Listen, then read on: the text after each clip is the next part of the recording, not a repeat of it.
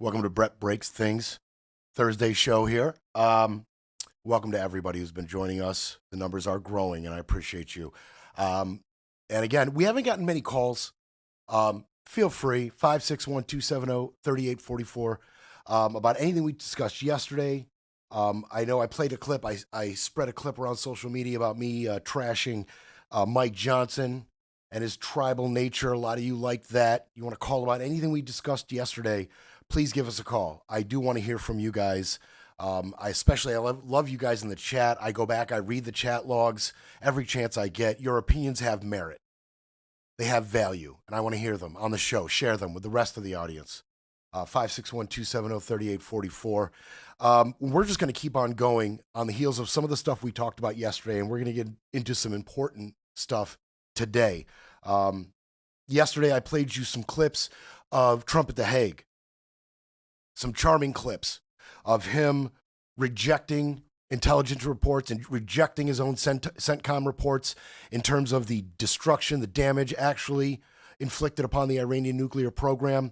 He bashed the media, fake news, the whole deal. Hegseth was there. Rubio was there. They're in lockstep. Hegseth starts talking about the obliteration of the program and the leaks, the backstabbing leaks that came out of Trump's administration. These leaks, I told you, I feel they aren't just beneficial for us to get a grasp of what's happening. They aren't just useful. They are absolutely critical at this point. As this administration moves closer and closer to authoritarianism and truth becomes more and more scarce, and, trying to orient ourselves, it hinges on the truth. And if the leaks are the only way we can get them, then so be it. And so Hegseth goes on about the leaks, and we're going to get it. The leaks have become a major issue for this department, for this administration, rather. Because how can we successfully spin and lie to the American public if we've got operatives within our own administration giving them the truth? How dare they? How can we effectively lie and shape our own narrative and keep critical truths from the American people if somebody is out here leaking them? So he went on to talk about Israeli intelligence, Trump did, and he ended up calling the press scum and other contentious, back and forth between the press. That's a charming look at The Hague, attacking the free press. So, there was a ton of clips of that. We couldn't possibly have brought you all of them, but it continued when he got home. Now, we played you a clip of Natasha Bertrand from CNN talking about, logistically, the effects of these bombings, reporting based on some of the leaks, based on some of the things that were reported, the intelligence by CENTCOM, and some of the reports in the area. They put together a report detailing the effects of the strike. This really pissed off Trump. I'm going to show you the report first that's got him so fired up, then his reaction. Let's go to CNN national security correspondent Natasha Bertrand, who has this exclusive new reporting. This is to that question that has been asked about how much damage has been done. This is a real question. It's also a political question that has been to something that Donald Trump has been sort of dealing with here recently. What are you learning, Natasha? Yeah, look, Brianna, this is the first assessment that we are getting that the U.S. intelligence community has found about the battle damage that resulted from those U.S. military strikes on these 3 Iranian nuclear facilities over the weekend. And as you said, it was produced by the Defense Intelligence Agency, which is the Pentagon's intelligence arm.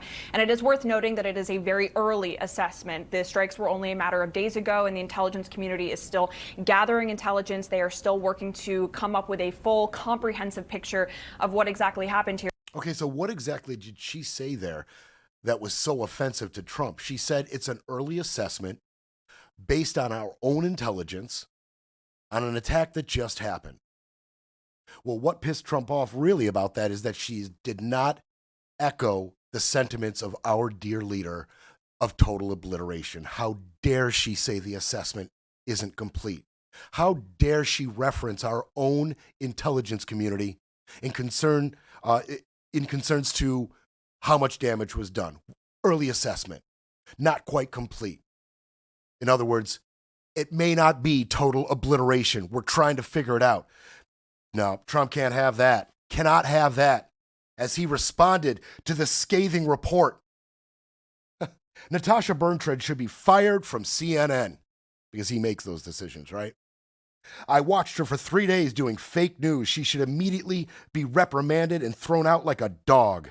She lied on the laptop from the Hell story. Now she lied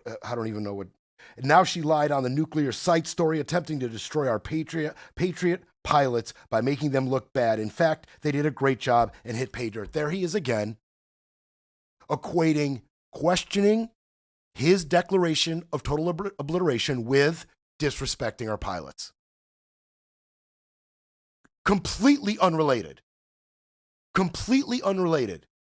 But he is trying to push this, that if you question our assessment of what happened, and when I say our, his and Hegseth's, not our not our intelligence apparatus, not CENTCOM, not the Department of Intelligence, not their assessment, our assessment, right? If you question our assessment, me and Pete, then you are disrespecting our pilots, period. Get that through your thick skull, America. It's pathetic. She should not be allowed to work at fake news CNN. It's people like her who destroyed the reputation of a once great network. Her slant was so obviously negative. Besides, she doesn't have what it takes to be an on-camera correspondent, not even close to fire Natasha. I personally think she's excellent at what she does. I watch a lot of CNN. I watch Fox. I watch MSNBC.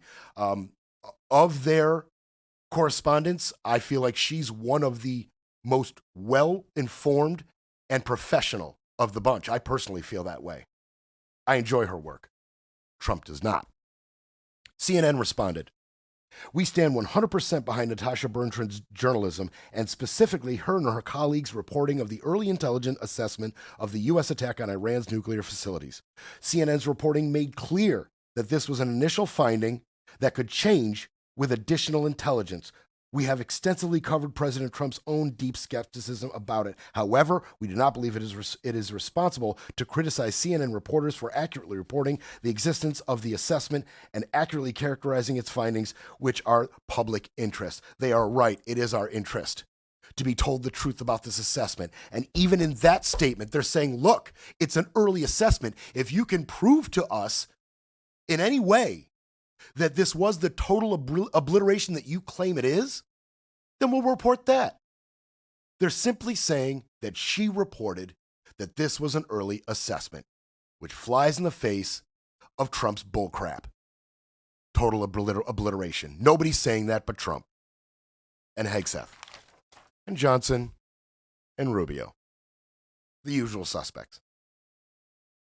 Fox, they are.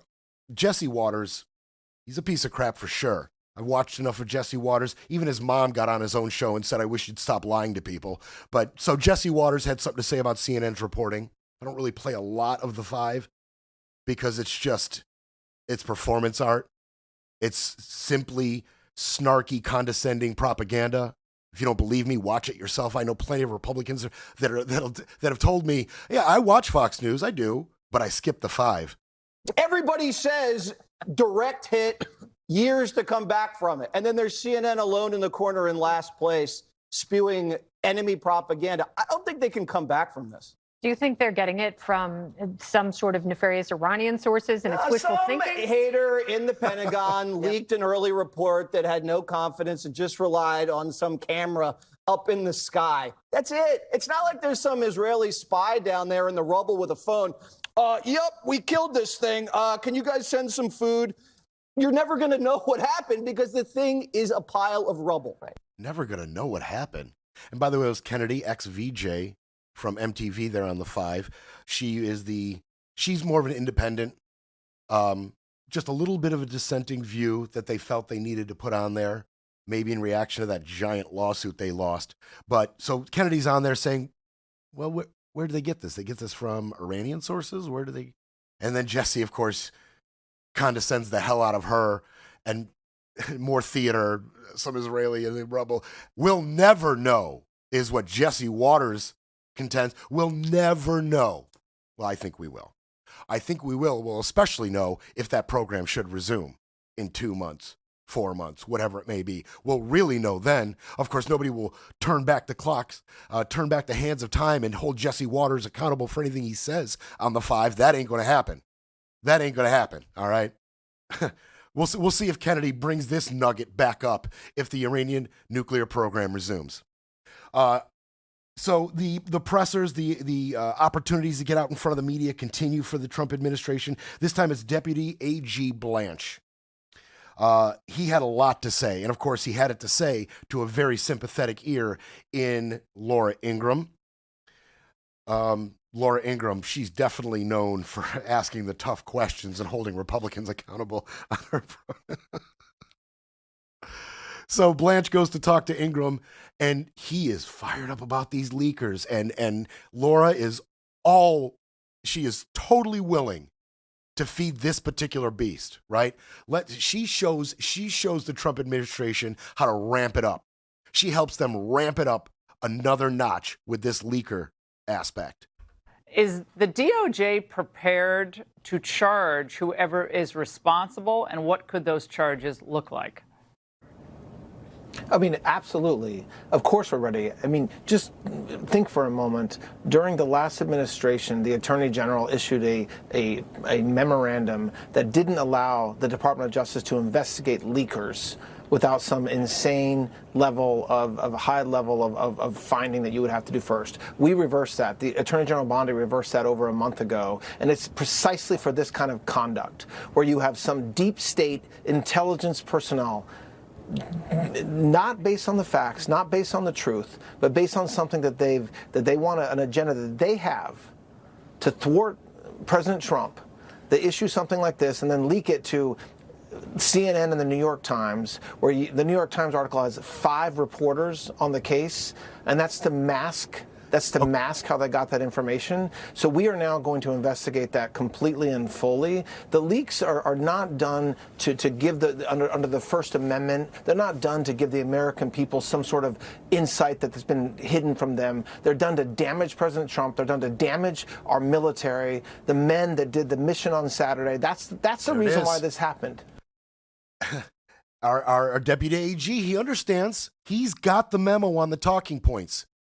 You question anything we've said, or God forbid leak the truth to the American people about this early assessment, you're disrespecting and damaging, not disrespecting, he said damaging the pilots. You're damaging the pilots. Do you trust our intelligence reports or not, Trump, Deputy AG, Hegseth? Is our intelligence community capable and effective or not? If they are capable and effective, why are you saying these leaks are all lies? They're leaks coming from your intelligence.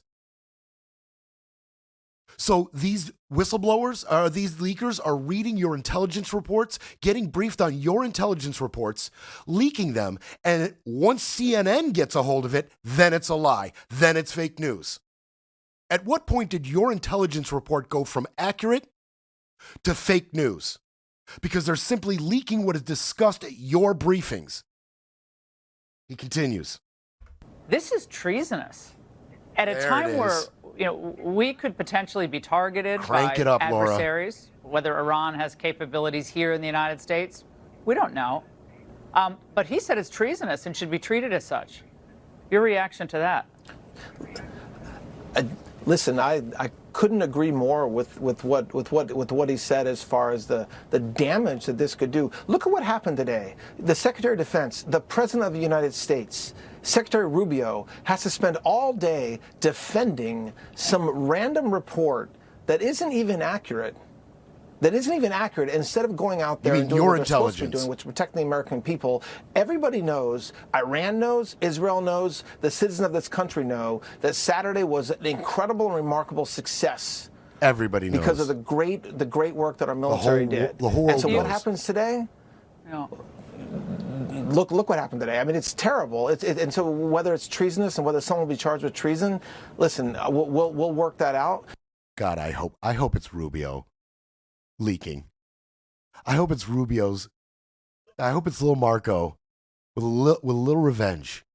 And then I want to hear you call call his actions treasonous then, because I believed the death penalty is one of the results that could come from a treason conviction. Threaten Lil Marco with the death penalty over treason. God, I want to find out it's Marco. All right. So, and finally, the attacks on the press. We're going to tack that on to the end of this interview. Well, you can already hear the media caterwauling about the Trump administration going after the First Amendment, eviscerating freedom of the press. This would require your bringing reporters in and getting depositions by reporters. There are 5 on that story, as you said. Are you prepared to do that?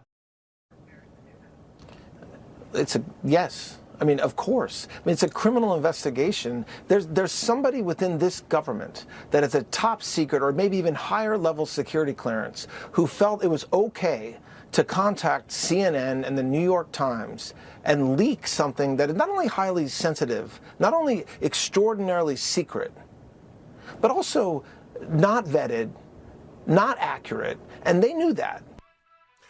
So you're saying the intelligence you're receiving in your briefings are not vetted and not accurate, because that's what they're reporting, the leak from your briefings. And this attack on the press, it just continues from every single angle. Scum, fake news, you know, going after reporters personally, going after Natasha Bertrand. They want a state-run media, period. They're angling for it. We're going to see more of that. We're going to see more of that. We're going to see more of that from Mr. Hegseth when we come back from the break. We're going to hear from Pete. Again, I know you love hearing from Pete because he gives you nothing but the straight dirt, right? He's a trusted source out of our administration. So we're going to hear from Hegseth next, and he's going to continue his assault on the press. It's time for a quick break. Then we break some more. You're listening to Brett Breaks Things.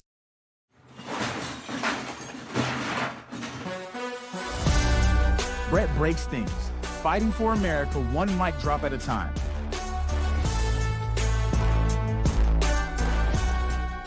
Let me read the bottom line here. President Trump directed the most complex and secretive military operation in history. And it was a resounding success, resulting in a ceasefire agreement and the end of the 12-day war. What about D-Day? That seemed like, in my mind, I'm not some grand historian, but if Ken Burns is to be believed, D-Day was our greatest success ever. Possibly the greatest military success in human history. D-Day. Overshadowed by Trump's ambiguous bombing of 3 nuclear facilities. Much bigger. You're right, Pete. No hyperbole there at all out of Pete Hegseth. Greatest military achievement ever. He's a fraud. He's a huckster. He's a Fox News pundit posing as the head of the Department of Defense. Truly dystopian. Truly an idiocracy we are mired in right now. Truly. And so I promised you him attacking the press. Let the games begin. Because you, and I mean specifically you, the press, specifically you, the press corps, because you cheer against Trump so hard, it's like in your DNA and in your blood to cheer against Trump, because you want him not to be successful so bad, you have to cheer against the efficacy of these strikes. You have to hope maybe they weren't effective. Maybe the way the Trump administration has represented them isn't true. So let's take half-truths, spun information, leaked information, and then spin it in every way we can to try to cause doubt and manipulate the public mind over whether or not our brave pilots were successful. How dare you talk about spin, Pete Hegseth? Spin is what you do for a living. That's what you do, is spin. Propaganda. You truly are becoming Trump's golden boy. You really are. You lie in the face of direct questions. You extol the virtues of your dear leader every chance you get. You attack the press in possibly a more effective manner than Trump ever did. Trump's a little emotional, right? A little nastier, a little more toxic. Hegseth does it in a more official capacity, attacks the press. He's attacking the press here from a podium at the Pentagon.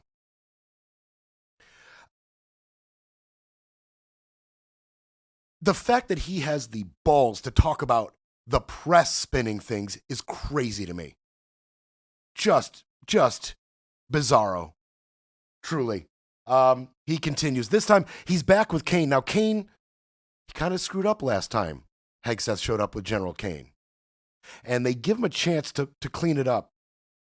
All right, but Kane himself was a source of some of the problems after their presser previously 2 days ago. Because he had the gumption to admit we're early in the assessment of the damage. Oofa. That's a mistake, bud. You screwed up. And they bring him back out here to clean it up. General, on Sunday you said final battle damage will take some time. And you also said, I think BDA is still pending, and it would be way too early for me to comment on what may or may not still be there at the nuclear facility. So that was just over 3 days ago. So what has changed? Would you use the term obliterated as well? Sure. Like I said, we don't do BDA. I'll refer that to the intelligence community. And you're talking with them. I mean, what changed in the past 3 days and make you so? Sir, I think I said. I mean, I think I explained what He's changed. drowning. Yeah, get in there, Pete. There was a great deal of irresponsible reporting based on leaks, preliminary information in low confidence. Again, when someone leaks something, they do it with an agenda. They do it with an agenda. So Kane's up there like, oh shoot, I told the truth last time, and I'm not quite as good as Pete at lying and spinning, and he starts drowning a little bit, and Pete's just like, you've done enough damage, General. Let me take over. Let me show you how it's done. The press, the leaks, your agenda. You see how that's done? You see how that's done? You started to answer their questions. Come on, General. You're better than that. And I don't know if you noticed that giant Fox logo on the bottom left chyron. That is where he's attacking the press. That is who he's accusing of having an agenda. He's talking to he's on Fox News doing this. He's on Fox doing this. If there is to be a state-run media, it may not be Fox. First they came for CNN, but I wasn't CNN. Then they came for MSNBC, but I wasn't MSNBC. Then they came for Fox News. Start to see a problem? Fox News? If there is to be a state-run media, it ain't going to be you. You might want to look to OAN or Newsmax, because it's not going to be you. Why did he even bring that general out there? The dude got 5 or 6 words out, and Hegseth just elbowed him right out of the way. It continues. Which anyone with, 2 eyes, some ears, and a brain can recognize that kind of firepower with that specificity at that location and others is going to have a devastating effect. So we all recognize there will be days and weeks ahead. That's why yesterday I said, if you want to know what's going on at Fordo, you better go there and get a big shovel. Because no one's under there right now. No one's under there able to assess, and everyone's using reflections of what they see. First, if nobody's under there, it's because you had been talking about attacking those facilities for a couple weeks. So if nobody's under there, it's because your big mouth gave them a chance to get out from under there. You're probably right. They were probably like, look, in a couple weeks, they're going to bomb us. So let's get everything important, including personnel and uranium, out of here. So you're right, Pete. I agree with that. There's nobody under that rubble. 2 eyes, ears, and a brain would know?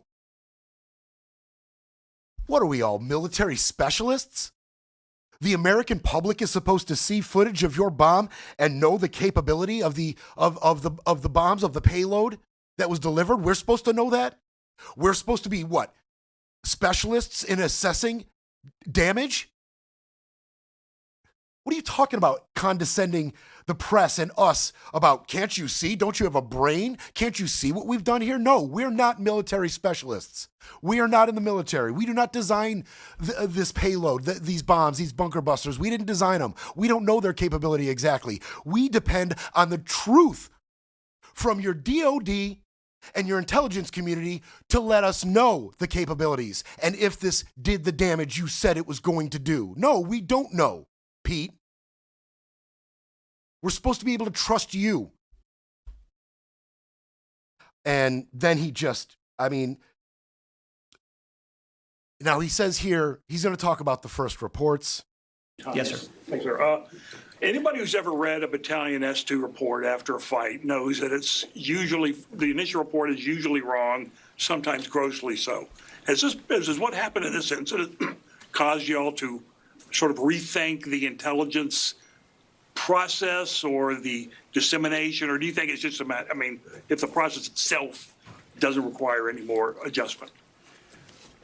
Well, I can tell you what the chairman told me in the Situation Room and reminded us all, which is alongside what you just said, sir, is that the first reports are almost always wrong. They're almost always incomplete, right? Anything, whether it's a squad level operation or a strategic level operation, the initial reflections you get are coming at you at a high rate of speed. Let me stop him right there. So you are saying yourself that the first reports are always wrong or incomplete. But you wasted zero time, you and your dear leader, coming out and telling us Iran's nuclear capabilities have been obliterated. Now, if you're admitting here that your own first reports, your own first assessments, the BDE is incomplete until time is taken, then why are you so confident to get in front of us and say obliterated? What makes you so confident if you know damn well the first assessments are incomplete or possibly wrong? Because your first assessment was obliteration. Do you see a problem there? Do you see how when you tell so many damn lies, you can't keep them straight in your own head, Pete? Your deputy AG can't keep them straight. Levitt can't keep them straight. It's too many lies. You got to be a beautiful mind to keep all your lies straight.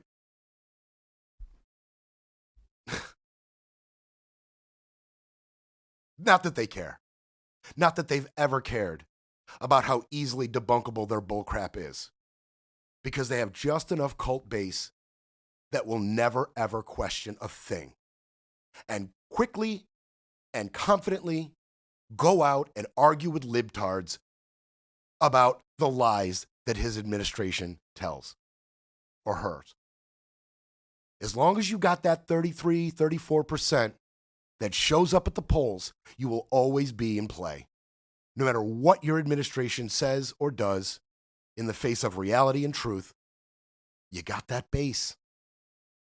And that's why you're so happy to just get your lies mixed up and tell us whatever the hell you want.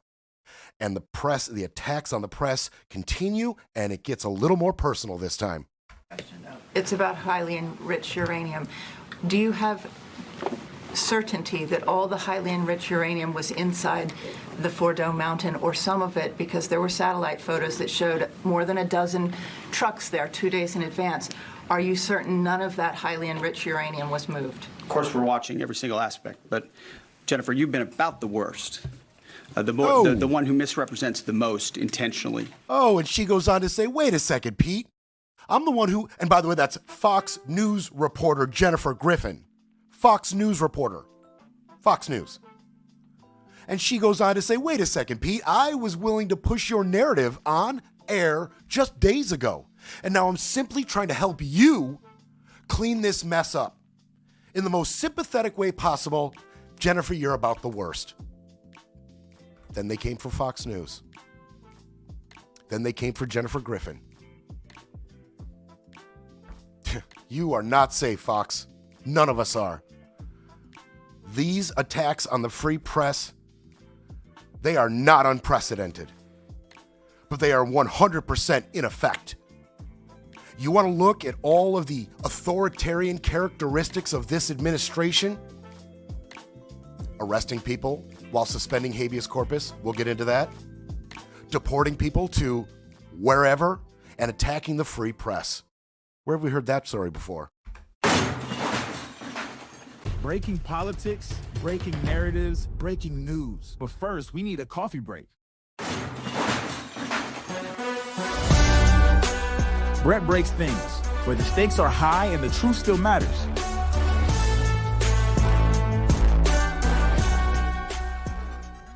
All right. So you heard from Pete Hegseth. You love hearing from Pete Hegseth. You don't feel anything about the stuff he says, right? Doesn't get you angry at all, right? Doesn't demand answers at all. Somebody else who I'm sure doesn't upset you at all is Pam Bondi. Well, she should upset you. She upsets me. She's our AG. And she testified for a little over 2 hours before the Senate Appropriations Committee about the Department of Justice's fiscal budget for 2026. But thankfully, because that would be a little boring if she just was asked questions about the budget and answered them, that would be, normal and boring. She was asked other questions. Even though this was a fiscal budgetary hearing, she had to answer other tougher questions that I really want to get into, because what she says matters. All right. That is our AG. That is our Attorney General. And what she says and what she thinks and what aspects of Trump's philosophy she pushes matters. Okay. So I'm going to get into a little bit of Q&A in this hearing here. So let's jump right into it. But can you confirm that you agree that this administration should follow court orders? We will follow court orders, Senator. The entire administration will follow court orders. The problem arises in the district courts. All these district courts throughout the country are tying our hands. But here's how we will follow them when we get to the United Supreme Court. I need to ask we're winning. A number of questions. And so, yes, we're following the orders of the court. Okay, now I played that one first because that one is so important. It's so relevant. Okay, that's Patty Murray, a Democrat out of Washington. She's asking about, will you follow court orders? Well, that's a complicated question because they'll follow Supreme Court orders because the Supreme Court has been extremely sympathetic to this administration, but not district court orders. They're an impediment to Trump's agenda. We have been told that time and again. Now, I played that first because I wanted to get into this. And this is a little into the weeds, but I'm going to try to make it palatable. In April, a district court judge, Brian Murphy, issued a ruling blocking the Trump administration from deporting migrants to third world countries, specifically in this case, South Sudan. Okay, that was in April. By May, and by the way, reports had emerged about these 8 immigrants in question. None of them had connections to South Sudan, and they were taken to a military base in Djibouti, awaiting deportation. Okay, they were held in converted shipping containers. Okay, they were denied contact with attorneys and given less than 24 hours notice before they were shipped away. Literally shipped away.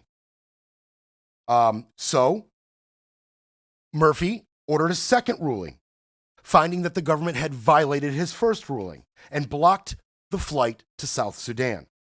Okay, he wanted a reasonable fears interview conducted with these guys. Why do they fear going to South Sudan? Let's hear them out. Let's find out why they should not go there, okay? And wanted counsel to be present for this. Well, the DOJ went right over their head to the Supreme Court, and of course the Supreme Court allowed a stay. They allowed these flights to continue, okay? They offered no legal reasoning. It was unsigned. Sotomayor, Kagan, and Jackson dissented, calling this a reward for lawlessness. And just a degenerate Tricia McLaughlin. She's a DHS assistant secretary, and I've got some sounders from her as well. She's just a despicable person. She celebrated this Supreme Court decision by posting, "Fire up the deportation planes." Okay? So that happened. April, then May, Supreme Court ruled. On the heels of the Supreme Court ruling, the DOJ got even more bold. You see, in Maryland, in May, Judge George L. Russell III issued a district-wide standing order that whenever an immigrant files a habeas corpus petition, their deportation is paused for 48 hours. And the goal is to ensure that they have legal counsel and a court review before they are deported. Okay? This is all about habeas corpus. That's what this all hinges on. So that judge in Maryland, he issued that district-wide standing order, okay? Got to give him 48 hours. It's all about habeas corpus. And habeas corpus has been suspended in the past, by the way, before I continue with this Maryland issue. Habeas corpus has been suspended in the past a few times. Abraham Lincoln did it in the Civil War. In the Reconstruction era, there was the 1871 Ku Klux Klan Act where they just rounded them up. That was a good thing. In World War II, not such a good thing. The Japanese internment.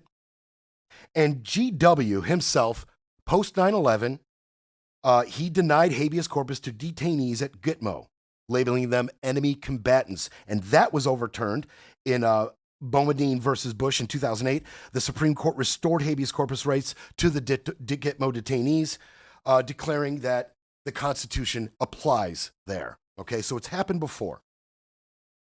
So in the face of George Russell III's standing order saying you can't just ship them out, there has to be court review, legal counsel present.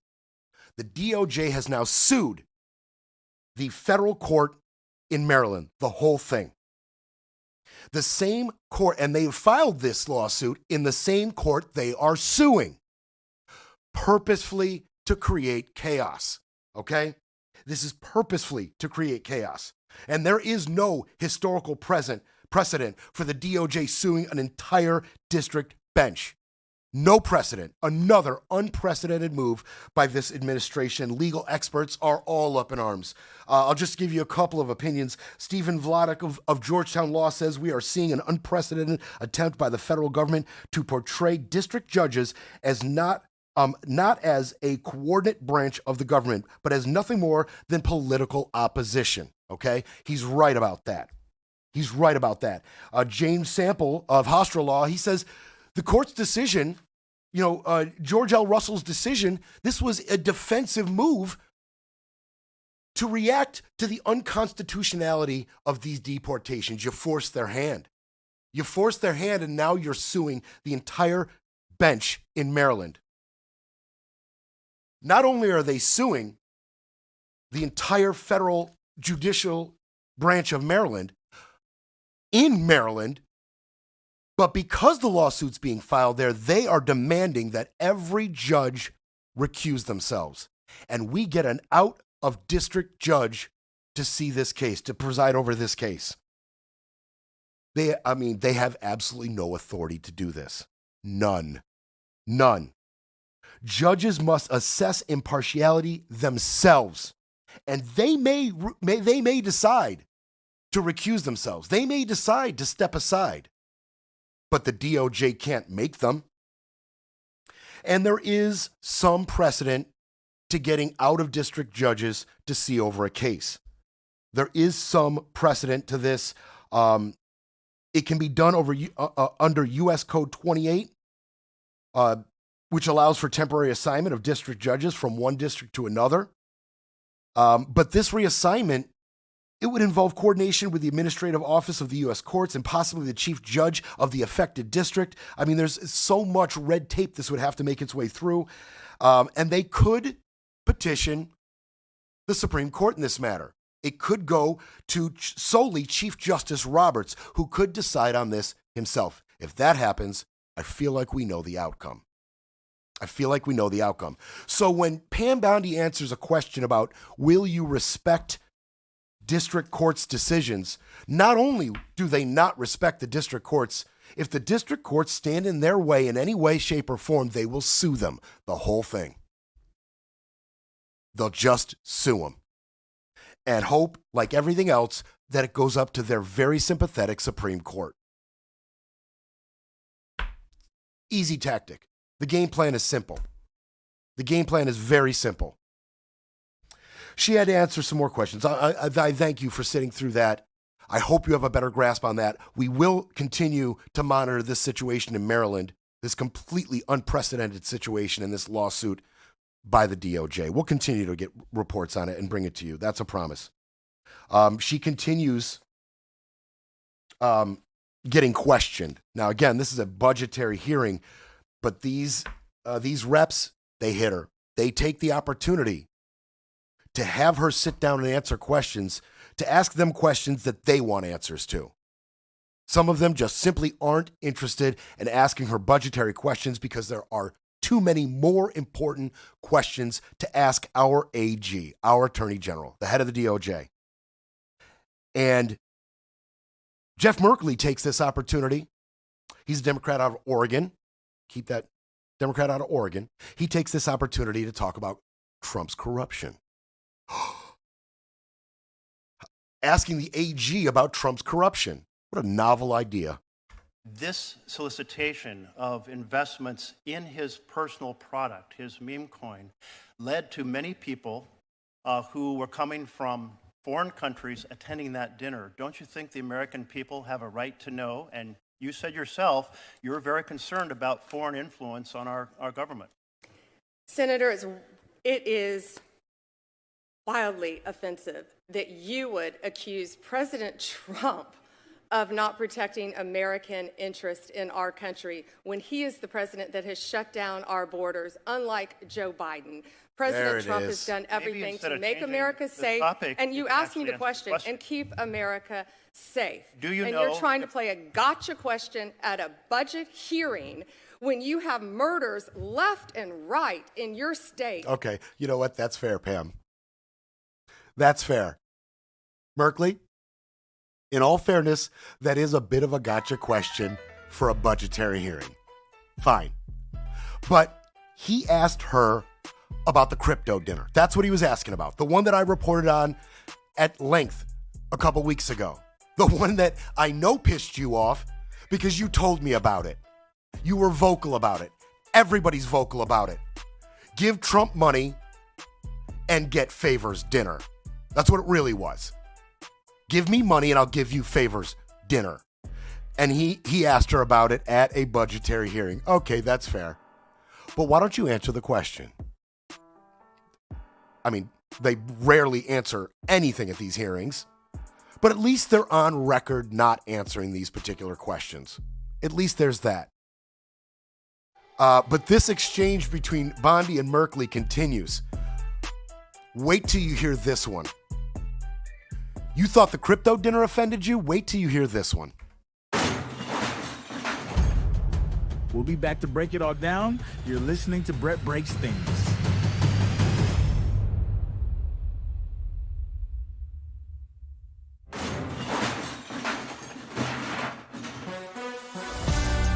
Brett Breaks Things. Fighting for America, one mic drop at a time.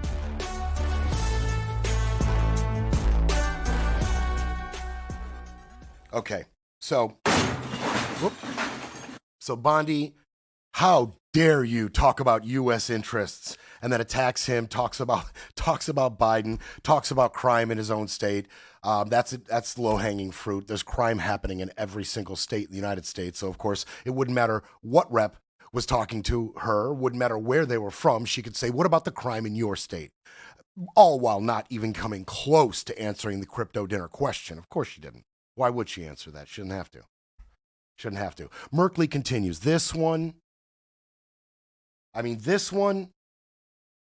is quintessential corruption out of the White House.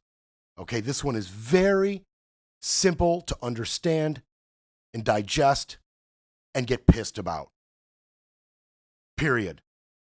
And you should be getting pissed about this particular piece. I don't care what side of the aisle you support, Democrat, Independent, Republican. I don't care who you are. This should piss you off. A request by UAE to produce AI chips that would go to UAE the national security advisor of UAE, is also the CEO of MGX. So after that request for those chips occurred, MGX then said, we will buy 2 billion with a B, of the president's coins. And then the president went to the Middle East and said, we will get you those AI chips. Does this sequence of events in which a foreign government asked for a big favor, and we had previously banned these chips to UAE because of the national security concerns. Then they buy $2 billion of the president's coins, and then the president goes to the Middle East and says, we will provide those chips. Does that sequence of events concern you about foreign influence on the United States of America? The foreign influence on America that I would be concerned about if I were you was the Mexican national that resided in Oregon, who we just arrested, who had 384 pounds of methamphetamine. The foreign individual who I would be concerned about if I were a senator from Oregon is the Honduran drug trafficker who was residing in Portland for distributing fentanyl. The foreign national I would be concerned about if I was a Portland senator, an Oregon senator, is a Mexican national leader of a drug trafficking ring.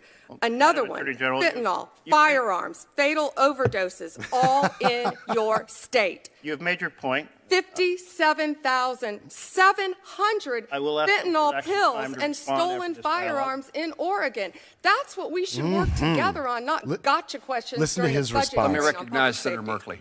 Thank you very much, Mr. Chairman. The Attorney General certainly has made the point that she's very concerned about issues that I'm concerned about as well regarding the security of this country.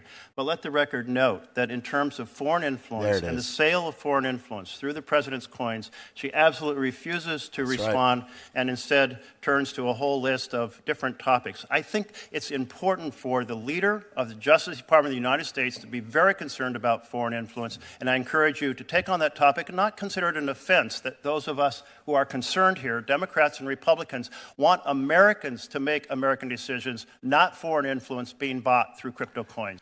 Obviously, Pam came prepared, right? She knew Merkley was going to grill her, and somehow she knew what he was going to grill her about, and she came ready with some Honduran drug dealer and some other crap that's going on in his state.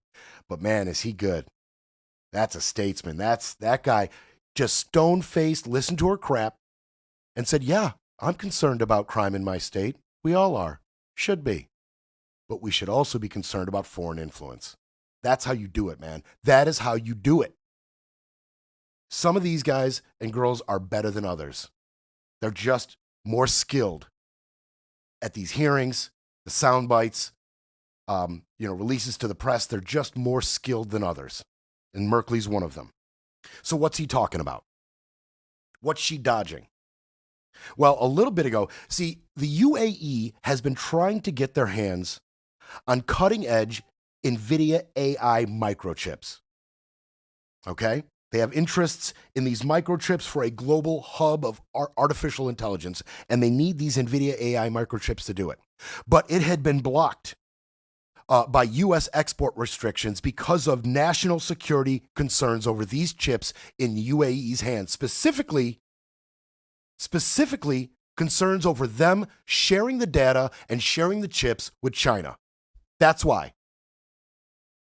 Biden blocked that. Oh, Biden. Oh, I invoked the name of Joe Biden. Yes, Biden blocked these chips being sold to the UAE because he figured his administration surmised that they would end up in China's hands. So we blocked it. Well, Trump went and reversed it. Just reversed it out of nowhere. Let's have the sale go through. And at the same time, he was reversing that Biden decision through the U.S. export restrictions. At the exact same time, a UAE state-backed firm called MGX, state-backed firm called MGX invested $2 billion into the World Liberty Financial Fund. What is that? That is a Trump family-controlled crypto company. And they had just launched a new stablecoin, the USD1. And the state-backed UAE firm, MGX, gave them $2 billion. At the exact same time, he greenlit the sale of 500,000 advanced AI chips per year to the UAE. Let that sink in. They didn't even try to hide it. It happened almost the exact same time. They're not even trying to hide it anymore. Crony capitalism is what's hot in the streets right now. And Trump and his family are cashing out and lying right to your face and sending Pam Bondi, our attorney general, to dodge and lie about it. Our attorney general, the DOJ. He is squatting over the emoluments clause. It means nothing to him. I put out a short on TikTok a couple days ago talking about you're showing Ossoff responding to a question about the impeachment of Donald Trump. Hey, let's start here. Some smartass went in my comments and said, what could you possibly impeach him for? Let's start here. Let's start right here. Digestible, easy to understand, crony capitalism. Let's start right there.